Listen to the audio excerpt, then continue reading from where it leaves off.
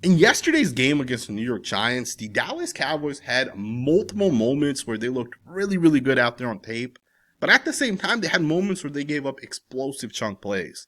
And in today's video, we're going to look at some of those plays that the defense gave up. We'll talk about some of the guys that stood out on the defensive side. We'll talk about Dak Prescott and how he kind of took over this game towards the end of this game. But we'll start with the offensive lineman first and foremost, specifically with the best offensive lineman in the NFL, Tyler Smith. The guy had a phenomenal game yesterday. The power, the strength, the physicality, the quickness, the way the Cowboys use this guy as like a weapon is really impressive. You know, usually you'll have a guy that's an elite offensive lineman and you'll just run plays and just kind of call it as it is. And that guy just kind of makes whatever block. But the Cowboys will actually use Tyler Smith and they will run directly behind Tyler Smith. They'll have this guy pull like they did on the 30-yard touchdown run by Javonte Williams. He got in front, made a really nice block, hooks off the defender. 30 yards by Williams on this one. The 4-yard touchdown run by Miles Sanders. Again, it was Tyler Smith that pulled and made a really, really nice block. Tyler Smith, to me, is a phenomenal football player. The processing that this guy has is truly elite. There was a play where he tossed the guy and like pancaked him and physically dominated him. And he threw him into Tyler Guyton, which got Guyton off balance a little bit. So Guyton's guy kind of goes free and Tyler Smith quickly recognizes and he just takes his guy and shuts him down as well. The processing this guy has, the strength, the physicality. More than that, when it comes to zone runs and the ability to reach and cut people off, Tyler Smith dominates in that aspect as well. There's not anywhere where Tyler Smith does not dominate. And I'm not trying to hype him up, but you guys know this if you guys have watched this channel long enough. When Tyler Smith came out of Tulsa, I literally, the day he was drafted, had posted a video. The video was made that morning. I think I had already posted it by the time the draft actually happened. I said that I think this guy could be an elite football player. And I said he was worth a first-round pick, while a lot of Cowboys fans were surprised. And the reason why was because he just physically dominated people. And we're seeing him do that in the NFL. You know, there were multiple snaps where he went up against Dexter Lawrence and he shut him down. Not a lot of people can stop Dexter Lawrence's power. Tyler Smith can. Tyler Smith's probably the only guy in the NFL that can truly handle that power. But what's crazy about Tyler Smith is he's also helping guys around him. I've seen Tyler Smith help Tyler Guyton a ton. There's defensive line games, and those two guys, you know, they're just on the same page. And we can just talk about Guyton a little bit as well. I think Guyton's developing really, really, really nicely. You know, the movement that Tyler Guyton has, if he just continues to develop that on the pace that he's at, within the next 2 years, I'm pretty confident Guyton's going to become a top 5 left tackle in the NFL. And he isn't there today, so don't think I'm saying that he's there today. But the movement he flashes, these reps against Brian Burns, one of the best pass rushers in the NFL. The way Tyler Guyton stays in front of it, it is truly, truly, truly elite. And when I watch a guy like Guyton, when I watch him move, when I watch him with the physicality, right, he had a couple of pancake blocks on Abdul Carter, for example. When I watch this guy kind of put it together, I really do think this guy becomes a top 5 left tackle at some point in the next 2 years. It might be in 6 weeks from now. It might be in 6 months from now. It might be in 2 years from now. But at some point, we're going to just start to recognize a guy that's a top 5 left tackle. Don't be surprised, you know, when that moment kind of happens. You can just see it on tape with certain guys. And with Tyler Guyton, I think you can definitely see it on tape. Obviously, him being next to Tyler Smith does help him out. But I think sometimes with offensive lineman, confidence is key. And Guyton's physical. He's a physical football player. So don't sleep on the movement, the physicality that this guy has. The Cowboys might have the best offensive lineman in the NFL within like the next year and a half. Tyler Booker looks really good as well. You can tell he's, worth the top 15 pick as the Cowboys drafted him. The center Cooper Beebe looked really good, but he did unfortunately get hurt. And the report right now is that he's going to be out for the next 6 to 8 weeks, which is really unfortunate. Given the fact that I think Cooper Beebe, there were some plays where he was just tossing people. Like he's physical, he's moving people. And again, just kind of going back to the Cowboys O-line. Guyton, Tyler Smith, Cooper Beebe, Tyler Booker. All 4 of those guys are still technically on their rookie contracts. I know Tyler Smith got that contract, but he's still technically on his rookie contract. To me, it's absolutely incredible what the Cowboys have been able to kind of put together on the offensive line. Now, I do think they need a new right tackle. I had been patient with Terrence Steele, and I wanted him to develop, and I wanted him to take those next steps. Terrence Steele is struggling, and I should say this lightly because, the Giants do have an elite defensive line. You got Dexter Lawrence, Abdul Carter, Kayvon Thibodeau, Brian Burns. All 4 of those guys are good football players. But if you're a starting caliber tackle, you should still be able to hold your own. And yesterday, this guy had more losing snaps than I had ever seen any offensive tackles have in any given one game. I have access to a tool called PFF Ultimate, which is given to me from a college team that I scout for. One of the things I use is like this thing called losing snaps or positive snaps. I don't think those are the technical terms for it, but like what it does is it measures how many times a guy loses. And it doesn't mean that Terrence Steele gives up a sack on a given play or a hit. What it means is the guy he's lined up across is impacting the play in some sort of way. Maybe he's resetting the line of scrimmage. Maybe he's getting in front of Terrence Steele and then the running back has to run the other way. Maybe the quarterback's being pressured or hurried. Or maybe the guy just beats Terrence Steele, but the ball is already out. So it's a losing snap, but it's not necessarily an impactful snap, right? Terrence Steele had 24 losing snaps yesterday, which is by far the most I've ever seen any offensive tackle have in one game. For reference, Tyler Guyton had 12 losing snaps yesterday. Tyler Smith had 5 losing snaps yesterday. Tyler Smith having 5 losing snaps, that's about average. You can tell the difference even between a guy like Guyton and Tyler Smith versus Terrence Steele having 24 is absolutely wild. And the thing is if you guys put the tape on, the tape backs it up. There are multiple plays in which Terrence Steele just lost. And for a guy going into like year 6 or 7, this should not be happening. Terrence Steele, I think, is at the point where he's a good tackle. You can make it work with him, but there will be a play, when maybe it's 4th and 4 and you need that key block where you need this guy to make a play, and he'll be the guy that's going to end up blowing a block, or he's the guy that's going to end up getting beat. And you will lose a game because of Terrence Steele, right? And Terrence Steele wasn't terrible last week. This week he was. Awful game. Hopefully he continues to get better as it kind of goes forward. I know, the health issue and, sometimes, especially with offensive tackles, the flexibility takes time to kind of come back. We'll see what ends up happening with Terrence Steele. I wouldn't be surprised if the Cowboys draft his replacement in the next 2 years in the draft. But the offensive line, just generally speaking, I think they had a pretty damn good game. I know it wasn't perfect. They gave up a couple of quarterback sacks. They gave up some pressures and quarterback hits. And it was not perfect by any means, but, the Dallas Cowboys have, I think, a top 5 offensive line, right? Based off of what we kind of see with some of these guys. I think it's a top 5 offensive line. Don't overlook the Giants. I think the Giants also have a top 5 defensive line. So I think some of what you got yesterday is kind of what you would expect. The Giants ended up winning some snaps. The Cowboys won, I think, most snaps, right? Relatively speaking. So to me, it was a really, really nice thing to kind of watch from the offensive line. I'm pretty sure this O-line is a top 5 unit.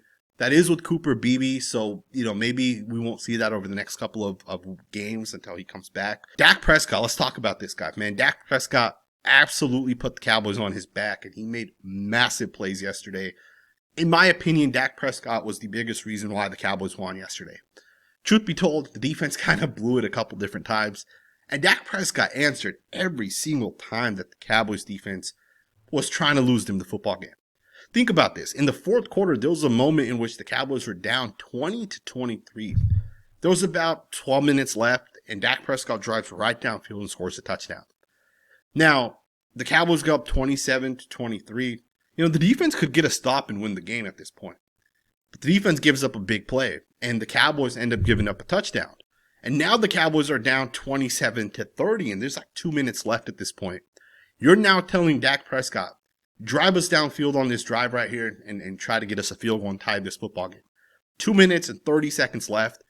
He doesn't not only drive and get into field goal range, he literally scores a touchdown in the 2 minutes and 37 seconds. I think he scored within about a minute and 45 seconds because there was about 56 seconds left when Russell Wilson got the ball back for the Giants.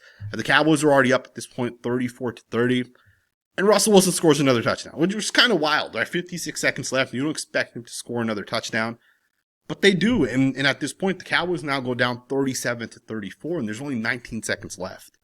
At that point, game is mostly over, but Dak Prescott made a phenomenal pass to Jake Ferguson. It was a really, really nicely designed concept. You end up picking up 18 yards on one play. You run the football, pick up another 2, 3, 4 yards, make the kick just a little bit easier. And of course, Brandon Aubrey, one of the best kickers in the NFL at this point, hits a 64-yard field goal to tie the game at 37 and to send it into overtime. And it wasn't perfect. The Cowboys didn't score right away in overtime, but they did get it done. Dak Prescott hit Pickens for 27. He ended up running it right after that for another 14 yards. It was a pretty nice couple of plays by Prescott. You end up kicking the field goal and winning the game. But Dak Prescott made those plays when you needed him to step up. When the Cowboys lost to the Green Bay Packers, I'm not going to lie to you guys, I criticized Dak Prescott a lot. But I was absolutely wrong in criticizing Dak Prescott when I criticized him. Because there's so many games and moments, even in that season, right, where when the Cowboys made the playoffs, it was the final year Dan Quinn was with the Cowboys. Even in that season, Prescott had made multiple plays, but we've already seen it this year in 2 games now where Dak Prescott has made multiple plays. Now, obviously, they lost against the Eagles, but Dak Prescott helped them win against the Giants. Honestly, this should have probably been a loss for the Cowboys if, based off how the defense played. This should have been a loss, truth be told. But Dak Prescott got it done, and the Cowboys are 1-1 as they head into next week's matchup. Another guy that had a really good game was Javonte Williams. I'm not surprised he's having success. I actually drafted Javonte Williams for my fantasy football team because I already knew. I do O-line content. I probably watch 20 of the 32 teams on the offensive line pretty much every week. Like, I'll watch every single play. And I already knew what to expect from the Cowboys, right? I know what we're going to get with Tyler Guyton and how his development's going. I kind of predicted that he'd be a good football player. Tyler Smith's the best interior offensive lineman in the NFL. Cooper Beebe was dominant last year. And Tyler Booker was a top 15 pick for a reason. I literally knew that this is going to be a top-tier offensive line. So I went out there and drafted Javonte because I'm a Raider fan. I also watched Javonte when he was with the Denver Broncos. He was a good running back. He obviously had some injuries, but you're seeing some of those flashes yesterday. The guy ended up having 18 carries for 97 yards and 1 touchdown. He averaged 5.4 yards per attempt. And again, don't overlook the fact that the Giants have an elite defensive line, right? They have one of the best defensive tackles in Dexter Lawrence, arguably the best, right? You can make the argument he's the best. Abdul Carter's the next Micah Parsons, and he looked good out there as well. He had a lot of impactful plays. Don't overlook the fact that the Cowboys did this against that defensive line. So don't overlook that, right? And Javonte obviously had a lot of really, really nice plays. There was one play specifically that he had in overtime. It was a 2nd and 29, and he picked up 19 of the 29 yards that the Cowboys needed. And that 19-yard run helped them win this game. Without that run right there, they don't win this game, in my opinion. So shout out to Javonte Williams for the game that he had. Shout out to Dak Prescott. Let's wrap it up and let's talk about the defense a little bit. Let's talk about the explosive plays that the Cowboys gave up. Now, these are things that you can clean up. And it wasn't great for Donovan Wilson, so we'll just start right away and just kind of talk about it. Pretty much all these big plays, Donovan Wilson could have made a play on the football. Now, on this first play specifically, Donovan Wilson needs to get over the top and make this play. This is just 100% on him. It's a cover 3. It almost seems like both Donovan and Trayvon Diggs have their eyes in the backfield. Now, I think this is less on Trayvon than it is on Donovan because there are 3 wide receivers towards the top. There's no reason for Wilson not to keep his eyes open and keep his head on a swivel. There's no reason for him to not make this play right here. To me, this is 100% on him. Now, again, I mentioned that both Donovan Wilson and Trayvon Diggs kind of had their eyes into the backfield. This was 4th and 4. So I think that was one of the reasons why they had their eyes into the backfield. Now, this 32-yard touchdown was the touchdown that they scored with about 2 minutes and 50 seconds left. So if you get off the field on 4th and 4 here, you're basically winning the game, right? Or you're getting very, very close to it. And the defense is helping to win that game. And instead of helping, they end up giving up the touchdown. So these are moments where you have to clean it up. And this one's on Donovan Wilson, right? To me, 100% on Donovan Wilson. You have to do a better job. The Malik Neighbors 48-yard touchdown. To me, once again, Donovan Wilson has to make a play on the football. Now, this isn't just on Donovan. This is a cover 4. One of the things with this play is both Wilson and Elam are in position to make the play on the football. And Malik Neighbors just makes the play. One of those 2 guys has to be able to turn their head, find the football, and knock it incomplete, intercept it, or whatever. To me, one of those 2 guys just has to make the play right there. All right. At the end of the day, you got to make the plays when you need to make those plays. To Donovan Wilson's credit, he did have the interception in overtime. So I don't want to trash him too much, but in coverage, Donovan Wilson did have some moments where he struggled a little bit. So going into this next week's matchup, Wilson has to do a better job. I understand, the Cowboys are going to utilize a lot of split safety looks, and they're going to insert one of those guys is going to come downhill and try making the play. But if you're in cover 3, especially, you need to be that post safe. You need to get your ass back there and you break that pass up. So, Donovan Wilson just plays a little bit better. Again, he did have the interception. There are 2 other plays that I want to just break down really quickly. There was another 29-yard touchdown to Malik Neighbors. This one was cover 4. Donovan Wilson, he's in the general area, but I think this is more on Trayvon Diggs. He just got to make the play. Diggs, Neighbors, it's essentially a one-on-one situation. Trayvon Diggs has to make this play. Now, Diggs did make a ton of really, really nice plays against the Eagles. And even against the Giants, Diggs did have some nice plays, right? Like plays in which Russell Wilson was looking over there and Diggs did not give any room and Wilson ends up looking the other way, maybe checking it down. One of the main reasons why the Giants did not score a lot of points in the first 3 quarters was because Diggs was doing a great job out there in coverage. So, although he gave up that touchdown, he still had a fairly good game. And I don't think this one's on Donovan Wilson. In the cover 4, if you're that safety, there are rules. If a guy comes across the middle of the field, you might have to take that, right? So there's rules within the cover 4. On those 3 touchdown plays, right? The 2 to Malik Neighbors and the 1 to Wan'Dale Robinson. The Neighbors ones, you just got to make the play. You just got to make the play on the football. Guys are in coverage. It's not busted coverage or anything like that. The Robinson one I showed you guys earlier, that was busted coverage. All right, Donovan Wilson doesn't get over the top. The 52-yard pass they had to Slayton earlier on in the game was also busted coverage. The defense showed a cover 3 pre-snap, and then they're trying to roll this into a cover 2 post-snap. Right, they're trying to trick the quarterback, and they're trying to turn a cover 3 into a cover 2. And Malik Hooker actually ran the wrong way. He was supposed to go to his left. He ends up going to his right. So, again, they're showing cover 3, and the point of this play is for Malik Hooker to run to his left and get over the top of Slayton. And then Trayvon Diggs is playing the other half of the field from the corner position. All right, so it's an inverted cover 2 out of the cover 3 look. You're trying to trick the quarterback. You're not trying to have him know what you're trying to do, right? You're trying to disguise the coverage. And Malik just runs the wrong way, right? Just straight up runs the wrong way. And you can tell because the corner on the bottom, he's playing cover 2. You can tell he's not running with the wide receiver as opposed to Diggs. He's trying to get into that half field, right? So you can tell it's some sort of inverted cover 2. And Malik Hooker runs the wrong way. He should have ran to his left. So not a huge deal, right? The Wan'Dale Robinson plays busted coverage. The one to Darius Slayton is busted coverage. Those are things you can clean up. And the good thing right now is that so early on in the season, the Dallas Cowboys are 1-1. So all this stuff can kind of just get cleaned up as they continue. And also, the Cowboys aren't really known as a defensive team at this point, right? They need to be an offensive team. They need to put up 40 points every single week. And maybe that's unfair to Dak Prescott a little bit, but Dak Prescott's cap hit is absolutely massive. And they also went out there and got George Pickens. They got CeeDee Lamb, his contract, right? They've put money into Jake Ferguson in the past. They got a couple of running backs through the draft, 2 free agents come in. The Cowboys have revamped that offensive side. And, it's not like they didn't put investments on the defense either, right? Like Kenny Clark, they bring him over after that Michael Parsons trade. Kenny Clark looked great yesterday, too, and I should just give him a quick shout-out. He played 48 snaps yesterday, and he had multiple pressures.